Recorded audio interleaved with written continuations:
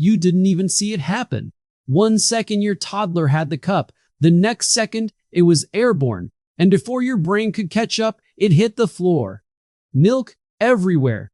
You freeze. Then you look at them. They're staring right back at you. Calm, completely infuriatingly calm. And something inside you, some very tired, very patient part of you, just breaks a little. Because this is not the first time today. You have tried everything. The calm voice. The firm voice. You've redirected, distracted, Googled, why does my toddler keep throwing things at 11 p.m.?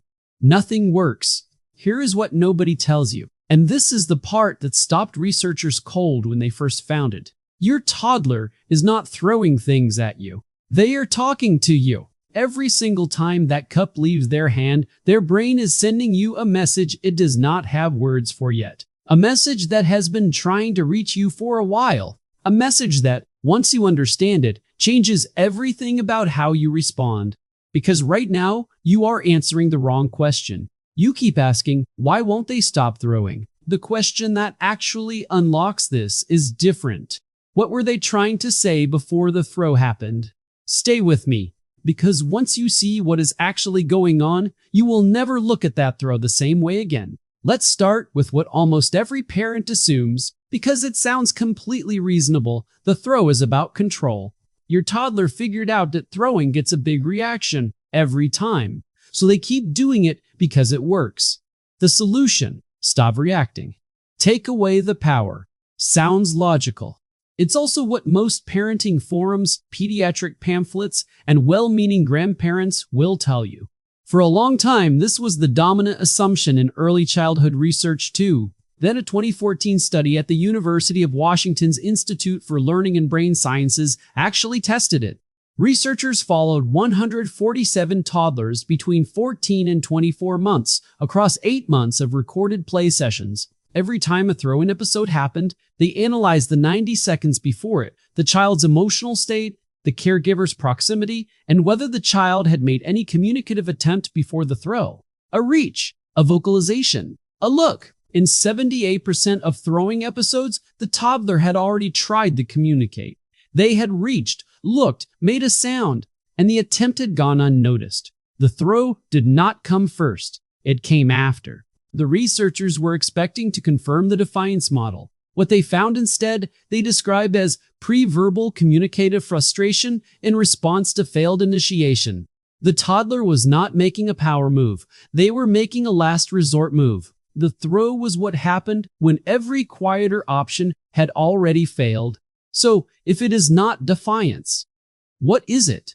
This is where science becomes genuinely fascinating and a little heartbreaking. Between 12 and 30 months, the human brain is being rebuilt at a speed that will never happen again in a person's life. 1 million new neural connections every second. Language pathways forming. Emotional memory coming online. The brain is, in the most literal sense, under extraordinary construction. But here is the problem at the center of everything. The emotional part of the brain develops faster than the language part. Your toddler's amygdala, the part that processes feelings, is already fully firing. It already feels frustration, longing, overwhelm, the specific helpless ache of not being understood, completely and fully, exactly the way you do. But the prefrontal cortex, the part that turns feelings into words, is years away from being ready. Researchers call this the expressive language lag, the gap between what a toddler can feel and what they can say. At 2 years old, most children have 50 to 300 words. They can say cup and no. They cannot say, I've been trying to get your attention for 10 minutes and I feel invisible. So the brain routes the feeling through the motor system instead. A 2019 study at the Max Planck Institute for Psycholinguistics tracked 83 toddlers using real-time EEG during play. When a communicative attempt failed, when they reached for a caregiver who did not respond, frontal lobe activity spiked within 400 milliseconds. In children with lower expressive vocabulary, that spike was followed within 2 to 4 seconds by gross motor activation. The arm moved, something flew, not because they are bad, because their brain had a feeling it could not carry, and the only exit available was physical. And here's the detail that will stay with you. The throw is almost never random. It is almost always directed toward you or into your line of sight, because this is still a communicative act. It still has an address. The brain is still trying to reach you. It is simply upgraded to the only language loud enough to work. Here is where it gets significantly more complicated. And this is the finding researchers describe as the most important and most overlooked piece of this entire picture. Not all throwing is the same. Responding to the wrong type the wrong way does not just fail to help, it can make things worse. Researchers at the Child Mind Institute distinguish between two types. The first is communicative throwing. The child had something to say, no one received it, and the throw is the escalation. The child makes eye contact. They are watching for your response. The throw has a message and a target, you. The second is dysregulation throwing. This looks different. The child is past communication entirely, overwhelmed, exhausted, or hit by a transition their nervous system was not ready for. There is no eye contact, no waiting. The throw is not a message, it is a pressure valve. Here's the critical thing, the response that helps communicative throwing can actually escalate dysregulation throwing. For communicative throwing, the child needs you to receive the message, to say out loud what they were trying to communicate before the throw. You wanted me to come sit with you. It was so frustrating when I didn't notice. That closes the loop the brain had opened. The nervous system settles because the message finally landed. For dysregulation throwing, naming the feeling still matters, but not yet. The body needs to come down first. Proximity, quiet, calm presence. Words come after. Sane behavior. Two completely different causes. Two completely different responses. The context. What happened before, whether there is eye contact, whether the child is watching for your reaction, tells you which one you are in. Now go back to that moment, the cup on the floor. Your toddler is staring at you. Look at that look again. That is not smugness. That is a child whose brain spent the last several minutes trying to reach you through every tool it had, and finally found one that worked. The loop closed. You came. You responded. The nervous system got what it was searching for. The throw worked, not because they are manipulating you, because they had no other option, because every quieter version of this message, the reach, the sound, the look, had already been tried and had not landed. The throw was the loudest sentence available in a language with no words yet. You are not raising a difficult child. You are raising a child whose feelings are bigger than their vocabulary. Right now, in this exact season, that gap is enormous. It will close. The words will come. But right now, the throw is the word. It is the only one big enough to cross the distance.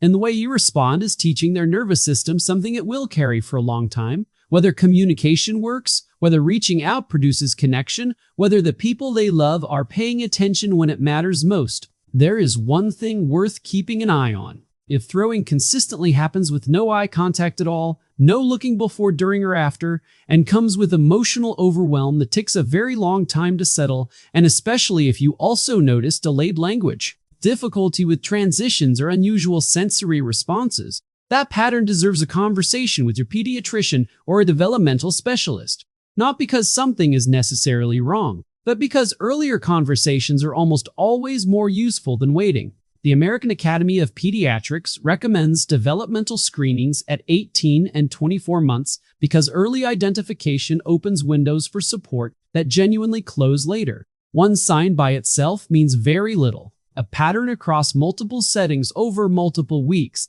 that is what deserves attention. And your instinct, as the person who knows this child better than anyone, is the most important data available. So here's what this means in practice, starting tonight.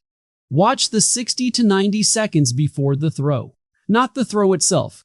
What came before it? Most parents, within 2 or 3 days of watching for this, start seeing it clearly. The reach that didn't get a response. The sound that got lost in background noise. The moment they held something up and nobody looked. The throw almost always has a prologue. When you can see the prologue, you can interrupt it. When a throw does happen, name the feeling before you address the behavior. Not instead of before.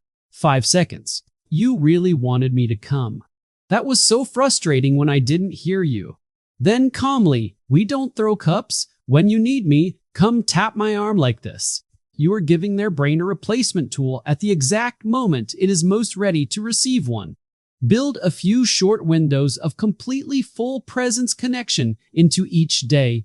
10 focused minutes. Phone down, eyes on them, following their lead entirely. Research from Harvard Center on the Developing Child consistently shows that toddlers with predictable connection windows show significantly lower behavioral disruption throughout the rest of the day. The tank does not run empty as fast when it gets filled regularly. Finally, respond early. When they reach toward you, make a sound, tug your sleeve, respond quickly when you can. You are not creating a clingy child. You are teaching their nervous system that communication works before they need to escalate to find out. That lesson, built in hundreds of small, ordinary moments, is one of the most valuable things the first 3 years can give a developing brain. So the next time something hits the floor, just for 1 second before the frustration arrives, remember what you are actually looking at.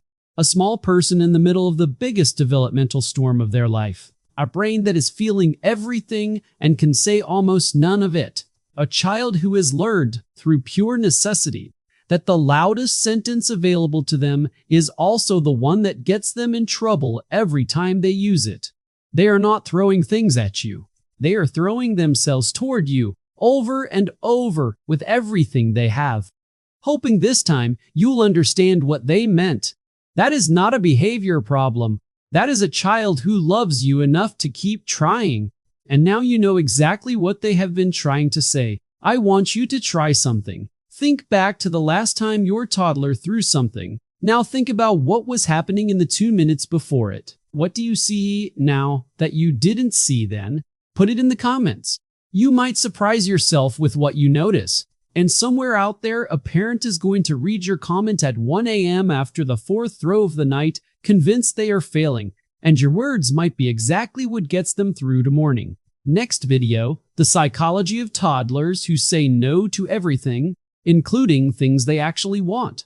The research behind it has nothing to do with stubbornness. It has everything to do with something the brain is quietly building right now in this exact season that most parents do not even know has already started.